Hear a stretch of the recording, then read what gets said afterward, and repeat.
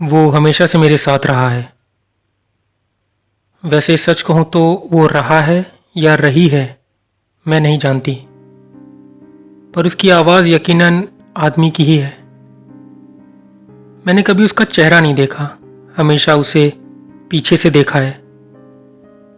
वो एक लंबा काला बरसाती रेनकोट पहनता है जिसका कॉलर हमेशा ऊपर रहता है, इतना कि मुझे उसके सिर्फ सर के बाल नजर आते हैं पीछे से, और पैरों में उसके काले जूते। मैं उससे बात नहीं कर सकती, ये मुझे कई सालों पहले ही पता लग गया था। वो सिर्फ खड़ा रहता है मेरे आगे कुछ फीट की दूरी पे, हर वक्त अपनी पीठ किए मुझे मेरी जिंदगी के बारे में बताते हुए। उसे और कोई नहीं देख सकता, ये बात भी मुझे सालों पहले ही पता लग गई थी। ना ही कोई उसे सुन सकता है। आमतौर पर मेरा दिन एक ही तरह शुरू होता है, उसके उस वाक्य से। नीना उठी और अपने बिस्तर पे अंगड़ाई लेने लगी। वो रोज यही लाइन दोहराता है क्योंकि मैं यही करती भी हूं।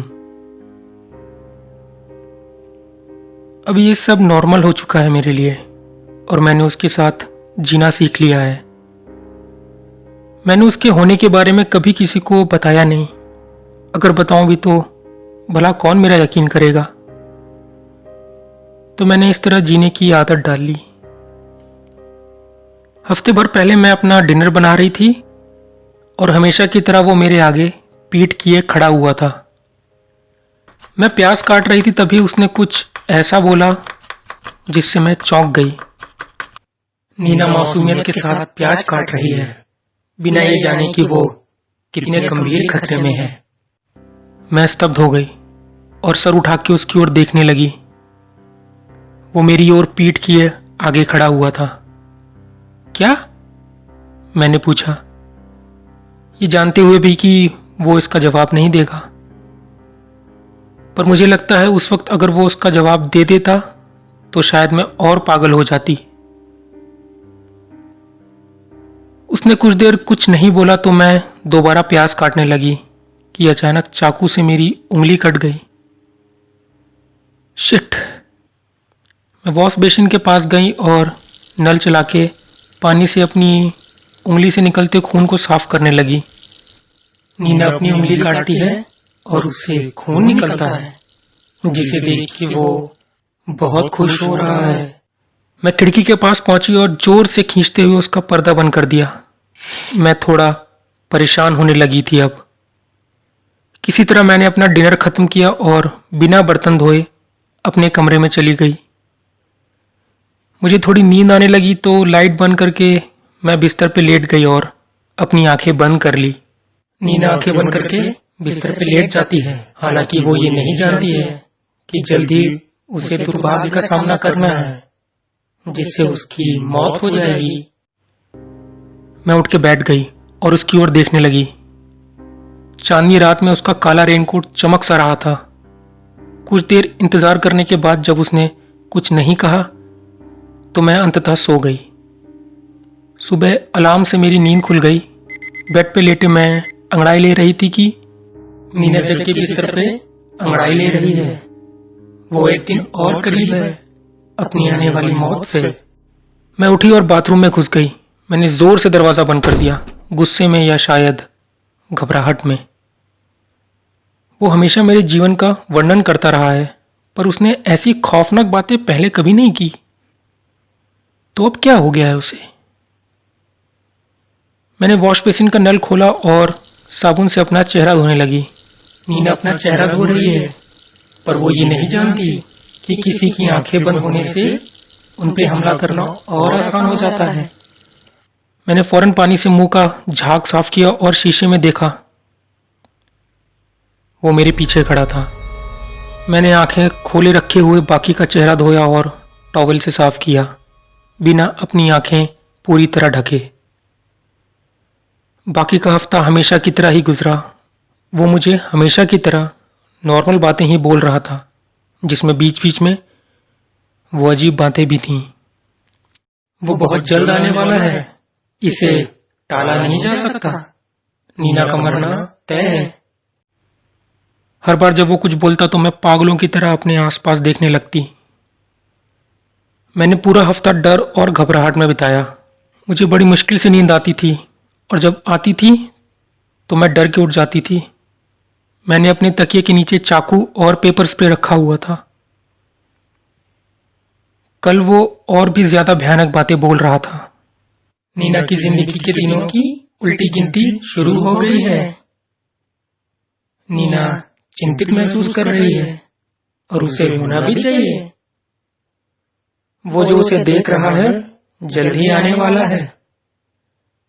वो नीना को मारने के लिए बहुत एक्साइटेड है। भाग पाना मुश्किल है, मौत टाली नहीं जा सकती। मैं कहीं बाहर भी नहीं गई, इस डर से कि जो होना है बाहर जाने से और जल्दी ना हो जाए। कल रात मैं ब्रश कर रही थी, शीशे में उसे घूरते हुए वो मेरे पीछे ही खड़ा था, मेरी ओर पीठ किए। जैसे ही मैंने माउथ वॉश मुंह में भरा तो वो बोल पड़ा, नीना आखिरी बार ब्रश कर रही है, कल वो मरने वाली है। मैंने माउथ वॉश बाहर थूक दिया। थोड़ा सा माउथ वॉश अंदर चला गया जिससे मुझे खांसी आ गई। नीना को माउथ वॉश से खांसी आ गई। उसे लगा वो मरने वाली है, पर उसे आज नहीं कल मरना है। मैंने किसी तरह अपनी सांसों पे काबू पाया और बेड पे जाके लेट गई। मैंने कमरे की लाइट जली छोड़ दी। हो सकता है मुझे रात में उठ के उस खूनी से लड़ना पड़े, मैंने सोचा। आज अलार्म बजने से पहले ही मेरी नींद खुल गई। मैं बाथरूम गई और अपना टूथब्रश उठाया। उस पर थोड़ा पेस्ट लगा के ब्रश करते हुए शीशे में देखा तो मैं चौंक गई। मैंने जल्दी कुल्ला किया और अपने आसपास बाथरूम में देखा। फिर मैंने कमरे में झांका। वो कहीं भी नहीं था। वो जा चुका था। 25 साल वो मेरा पीछा कर रहा है, मेरे सामने मेरी जिंदगी को बयां कर रहा है। और आज जब मैं शायद मरने वाली हूं, वो चला गया। पता नहीं क्यों पर मुझे इससे बहुत बुरा लगा। हालांकि उसकी बातें खौफनाक थीं, पर फिर भी मुझे चेतावनी देके वो बता रहा था कि आखिर मेरे पास कितना वक्त बचा है। अब मुझे वार्निंग देने वाला कोई नहीं है। अब सिर्फ इंतजार उसका जो शायद होने वाला है। मैं मरने वाली हूं शायद, पर कैसे और कौन? मैंने पूरा दिन किचन में ही बिताया। मैंने सोचा किचन से भागने के लिए दरवाजा पास है, यहाँ चाकू वगैरह भी है। अब तक कुछ नहीं हुआ। शाम हो गई। हो सकता है ये सब उसने एक मजाक किया हो। शायद मैं मरने वाली नहीं हूं।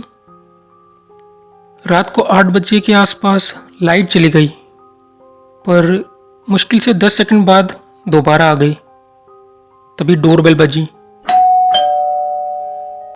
मैं उठी और दरवाजे के पास जाके उसके छेद से मैंने बाहर झांका।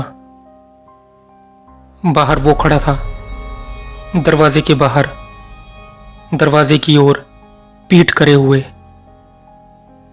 मैं नहीं हिली, मैंने सांस तक नहीं ली। मैं छेद से उसे देख रही थी। वो वहीं खड़ा है, हिला तक नहीं। वो कुछ बड़बड़ा रहा है, पर मैं सुन नहीं पा रही। मैंने दरवाजे के पास अपना कान लगाया तो 999, 998, 997, 996। वो उल्टी गिनती गिन रहा है। शायद मेरे पास 20 मिनट से भी कम वक्त बचा है। मैंने अपने हाथों में चाकू पकड़ी हुई है। 110, 109, 108, 107, 106, 105।